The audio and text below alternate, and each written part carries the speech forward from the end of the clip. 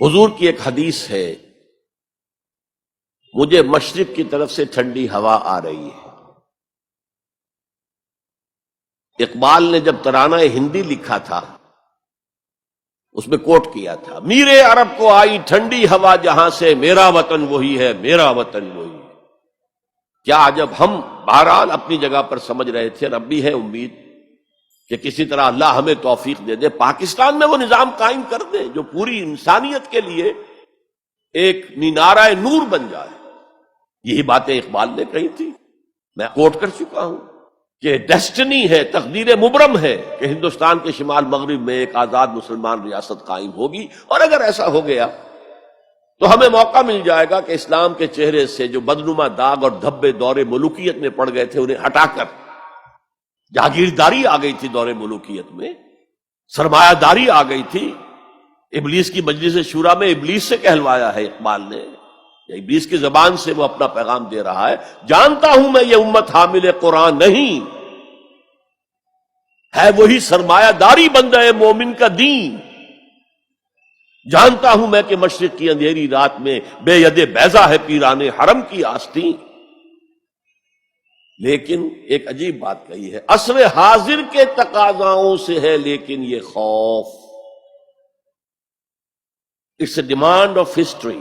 عصر حاضر کے تقاضاؤں سے ہے لیکن یہ خوف، ہو نہ جائے آشکارا شر پیغمبر کہیں۔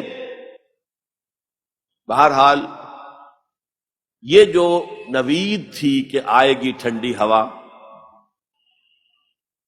ایک خیال یہ ہے، اب بھی ہے، شاید حالات جس نہج پر جا رہے ہیں شاید پاکستان اور افغانستان مل کر وہ جگہ بن جائیں کہ جہاں پر اسلام کا نظام پورا کا پورا دی پولیٹیکو سوشو اکنامک سسٹم نافذ کر دیا جائے۔ فیکٹس آن دی گراؤنڈز کے اعتبار سے کوئی آثار نہیں ہے، لیکن there can be some divine, کوئی ایسا شکل پیدا ہو جائے اللہ کی طرف سے۔ میں اس سے مایوس نہیں ہوں، ابھی بالکل مایوس نہیں ہوں، اگرچہ تاحال ہم فیل ہو گئے اس میں۔ ہم تو وہی نظام جو انگریز چھوڑ کر گیا تھا جو کا تو لے کر جا رہے ہیں۔ آپ بہت بہتر اس سے رہے اس اعتبار سے کہ آپ نے جاگیرداری کو تو ختم کر دیا۔ ہمارے ہاں تو جاگیردار مسلط ہے، اور جہاں جاگیردار مسلط ہوگا اور 70% آبادی جو ہے وہ دیہی ہے، گاؤں کی ہے، جاگیرداروں کے انگوٹھے تلے ہے، وہاں سیاست کیا ہوگی؟ سیاست جو ہے وہاں پر it's the musical chair game of the جاگیردارز اینڈ لارڈز، اور کچھ بھی نہیں۔ بہرحال اللہ کرے کہ یہ اس بر عظیم سے، پاکستان بھی آخر اسی بر عظیم کا ایک حصہ تھا، بھارت اسی بر عظیم کا حصہ ہے، بنگلہ دیش اسی بر عظیم کا حصہ ہے۔ میں وہاں بھی گیا تھا تو میں نے کہا تھا کہ آپ یہاں نظام خلافت قائم کریں۔ وہاں خلافت اندولن ایک بڑی تحریک بھی اٹھی تھی، حافظ جی حضور کا نام آپ نے سنا ہوگا، بہت بڑے پیر تھے وہاں کے، جنہوں نے ایک موومنٹ شروع کی تھی کہ خلافت کا نظام قائم کیا جائے۔ لیکن یہ ہے کہ کیا عجب کہ ہندوستان کی قسمت میں ہوئی۔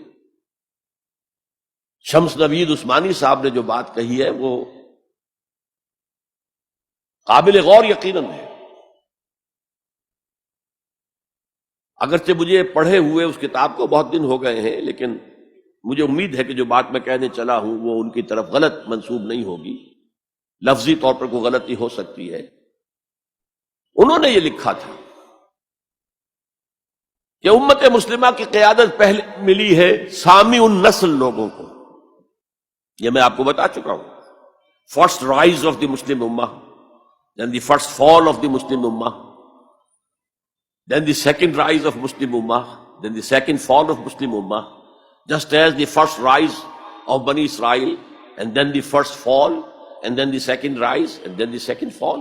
So first rise of the Muslim Ummah was under the leadership of the Arabs. Who are these Arabs? Sami, Semitic. اگرچہ یورپ میں سیمیٹک کا لفظ استعمال ہوتا ہے یہودیوں کے لیے صرف، وہ بھی سامی ہے، عرب بھی سامی النسل ہے۔ جب صلح کرائی تھی اور بغل گیر کروایا تھا کلنٹن نے شاہ حسین کو، اور اس وقت شامیر تھا یا کون تھا جو بھی وزیر تھا اسرائیل کا، بغل گیر ہو گئے، تو اس نے کہا تھا یو آر کزنس، بھائی تم ایک ہی باپ کے بیٹے ہو نا، یہ عرب اسماعیل کے بیٹے ہیں، ان کی اولاد ہیں، اور جو جیوز ہیں وہ حضرت اسحاق کی اولاد ہیں۔ حضرت اسحاق کے بیٹے حضرت یعقوب، ان کے 12 بیٹے، ان سے 12 نسلیں، 12 قبیلے جو ہیں بنی اسرائیل کے، تو یو آر کزنس۔ تو سامی النسل،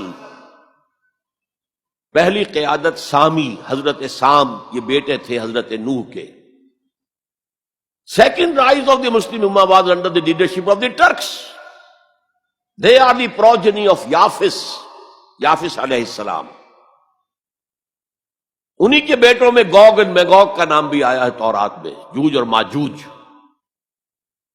وہ اصل میں سینٹرل ایشیا کے ماؤنٹینز کو کراس کر کے تو شمالی جو میدان چلتا ہے رشیا وغیرہ کا، اور پھر نیچے وہ منگولیا اور چائنا کے ساتھ، اور ادھر ویسٹ میں پھر وہ اسکینڈینیوین کنٹریز سے ہو کر ادھر سے اتر کر لوگ جو آئے ہیں اینگلو سیکسنز، انگلستان میں آئے ہیں یا اور یورپ کے حصے میں آئے ہیں، یہ سب نسل ہے یافس کی۔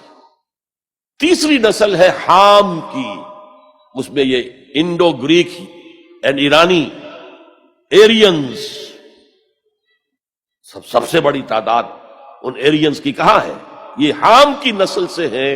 اور شمس نوید عثمانی نے لکھا تھا کہ اب جو اسلام کی اور امت مسلمہ کی قیادت ہے وہ حام کی نسل کو منتقل ہوگی۔ دی تھرڈ رائز آف اسلام، جس پر میں حدیثیں آپ کو سنا چکا ہوں، ہونا ہے، وہ تقدیر مبرم ہے، پوری دنیا پر اسلام کا غلبہ ہو کر رہے گا۔ علامہ اقبال نے کس خوبصورتی سے کہا ہے، ہر کو جا بینی جہان رنگ و بو، تم جہاں کہیں بھی رنگ و بو کا مظہر دیکھتے ہو، خوشنمائی، خوشبو، اچھی بات، اعلیٰ قدریں، ہر کجا بینی جہان رنگ و بو، زاں کے از وہ آیت آرزو، جس سے کہ آرزو پیدا ہوتی، امنگ پیدا ہوتی ہے۔ یا ز نور مصطفیٰ اورا بہاست، یا ہنوز اندر تلاش مصطفیٰست، یا تو حضرت محمد مصطفیٰ صلی اللہ علیہ وسلم سے وہ نور مستعار لیا گیا ہے۔ یورپ کی ساری ترقی ہوئی ہے قرآن کے اس اصول کی بنیاد پر کہ توہمات کو چھوڑو، وَلَا تَقْفُ مَا لَيْسَ لَكَ بِهِ عِلْمٌ إِنَّ السَّمْعَ وَالْبَصَرَ وَالْفُؤَادَ كُلُّ أُولَٰئِكَ كَانَ عَنْهُ مسئولا۔ حقائق پر نظر جو ہے وہ جماؤ، اور جسے کہتے ہیں استقرائی منطق۔ ایک لاجک جو ہے وہ ہے ڈیڈکٹیو لاجک، ایک ہے انڈکٹیو لاجک، انڈکشن، استقراء کا آغاز دنیا میں کرنے والا قرآن ہے۔ کھول آنکھ، زمین دیکھ، فلک دیکھ، فضا دیکھ، مشرق سے ابھرتے ہوئے سورج کو ذرا دیکھ۔